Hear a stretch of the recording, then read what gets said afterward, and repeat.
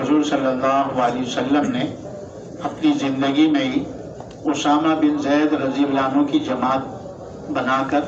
روم کی طرف تشکیل فرمائی تھی۔ تو جماعت تیار ہوگی، تقریباً 10,000 کا مجمع تھا، اور مدینہ سے نکل بھی گیا۔ تو نکلنے کے بعد تھوڑا سا ہی باہر نکلے تھے تو ان کو پتہ چلا کہ حضور صلی اللہ علیہ وسلم بیمار ہو گئے۔ تو اس جماعت نے وہیں مدینہ سے باہر پڑاؤ ڈال دیا کہ حضور صلی اللہ علیہ وسلم کو صحت ہو جائے پھر آگے سفر شروع کریں۔ تو اللہ کی قدرت یہی تھی کہ حضور صلی اللہ علیہ وسلم اسی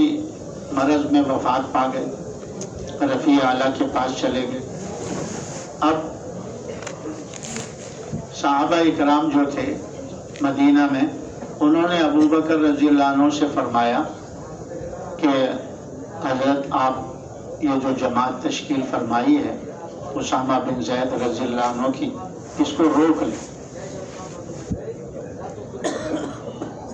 اس کو روک لیں۔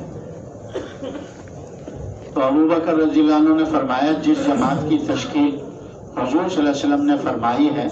ابو بکر اس جماعت کو نہیں روک سکتا۔ تو کسی نے کہا حضرت مشورہ تو کر لیں، چونکہ حالات بدل گئے اور سنائی دے رہا ہے کہ جھوٹی نبوتوں کے دعوے بھی شروع ہو گئے، اور روم اور فارس والے لشکر لے کر مدینہ کی طرف آ رہے ہیں، اور اندر سے منافقین بھی بھڑک اٹھے ہیں۔ تو اس وقت میں مدینہ کا دفاع ضروری ہے، یہ مرکز ہے، تو اس کے لیے مشورہ تو کر لیں۔ تو ابو بکر رضی اللہ عنہ نے فرمایا نصوص میں مشورہ نہیں ہوتا۔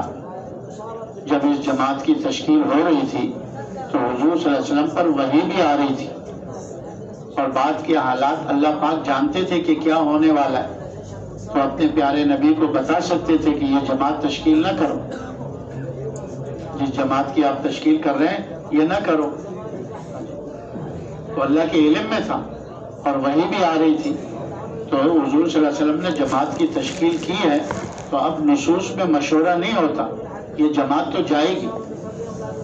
تو کسی نے کہا حضرت حضور صلی اللہ علیہ وسلم کی ازواج مطہرات ہیں، بنات رسول ہیں، اور یہ مسلمان عورتیں ہیں، جی بچے ہیں اس مرکز کا۔ تو انہوں نے فرمایا مرکز کا ذمہ میرے نہیں ہے، میرے سامنے کام ہے، اس لیے اس کام کو کروں گا جیسے نبی نے کیا، اس میں اپنی طرف سے کوئی عمل دخل نہیں کرنا، اس لیے اسامہ کی جماعت تو جائے گی۔ تو کسی نے کہا حضرت اسامہ عمر کے چھوٹے ہیں اور ان کے ساتھ بڑے بڑے صحابہ جا رہے ہیں، امیر کو تو بدل دو۔ تو ابو بکر رضی اللہ عنہ نے فرمایا کہ جس کے ہاتھ میں حضور صلی اللہ علیہ وسلم نے جھنڈا دیا ہے ابو بکر اس کے ہاتھ سے نہیں لے سکتا، اسامہ ہی امیر بن کے جائے گا۔ صرف اسامہ سے میں یہ کہتا ہوں کہ چند یہ بڑے صحابہ جو ہیں یہ میرے مشورے کے لیے جو ان کے ساتھ تشکیل میں ہیں ان کو اجازت دے دیں کہ وہ میرے ساتھ یہاں رہیں تاکہ مشورہ کر کے کام کر سکیں، مشورہ کر کے کام کر سکیں۔ اور جماعت کو کہا تم جلدی، تاکہ تاخیر جو ہوئی ہے نا کچھ دنوں کی، اس کو کور کرنا ہے سفر کے دوران، جلدی اپنی منزل پر پہنچو جہاں حضور نے تشکیل فرمائی۔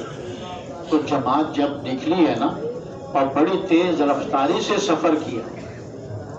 تو دشمنوں نے جاسوس چھوڑے ہوئے تھے، دشمنوں نے جاسوس چھوڑے ہوئے تھے، تو وہ ایک ہی لشکر کئی جاسوسوں کو کئی جگہ پر نظر آئے، کیونکہ انہوں نے اندازہ لگایا تھا کہ اس جاسوس نے جو خبر دی ہے اور دوسرے نے خبر دی ہے تو یہ لشکر وہاں تک نہیں پہنچ سکتا، تو وہ دوسرا ہے، اور تیسرے نے جو خبر دی ہے کہ وہ لشکر وہاں نہیں پہنچ سکتا، وہ کوئی تیسرا لشکر ہے، چوتھے نے جو خبر دی ہے کہ یہ لشکر وہاں نہیں پہنچ سکتا، یہ کوئی چوتھا لشکر ہے۔ تو انہوں نے جا کر اپنے بڑوں کو بتایا مدینہ سے کئی لشکر نکل کر تمہاری طرف آ رہے ہیں۔ وہ ایک لشکر اللہ نے کئی جگہ پر ان کو دکھا کر ایسا رعب ان پہ ڈلوایا کہ وہ بغیر لڑائی کے میدان چھوڑ کے بھاگ گئے، میدان چھوڑ کے بھاگ گئے۔ اللہ نے بغیر لڑائی کے جماعت کو فتح عطا فرمائی اور بڑا مال غنیمت کے ساتھ وہ مدینہ واپس آئے۔ جب یہ جماعت نکل گئی تو پھر جو تھوڑے سے تھے 200-300 کے قریب، 350 اتنا اندازہ ہے کہ وہ تو ابو بکر رضی اللہ عنہ نے ان کو جمع کیا اور فرمایا کہ دین جس سطح پر حضور چھوڑ کر گئے ہیں اسی سطح پر لانا ہے، میں نے اس میں اتنی کمی بھی برداشت نہیں کرنی، اتنی کمی بھی برداشت نہیں کرنی کہ حضور صلی اللہ علیہ وسلم کے زمانے میں کوئی جانور کے ساتھ رسی بھی دیتا تھا زکوٰۃ میں، اگر وہ جانور تو دے دے اور رسی روک لے میں اس سے لڑوں گا۔ ایک رسی کے بقدر میں کمی برداشت نہیں کر سکتا۔ اسی موقع پہ فرمایا آئی انقص الدین وانا حی، کہ دین میں کمی آ جائے اور میں زندہ رہوں، دین میں کمی آ جائے اور میں زندہ رہوں۔